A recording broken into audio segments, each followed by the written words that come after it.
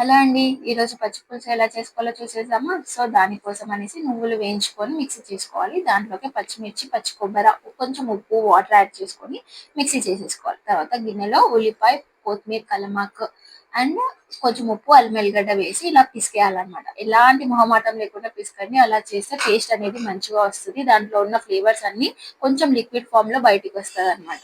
So, దాని తర్వాత మనం చింతపండు పులుసు అండ్ ఫస్ట్ వేసుకున్న నువ్వుల మిక్చర్ ఉంది కదా, అది కూడా వేసేసుకొని కొంచెం వాటర్ యాడ్ చేసుకొని లిక్విడ్ లాగా చేసుకోవాలి. నెక్స్ట్ తాలింపు వేసుకొని తినడమే.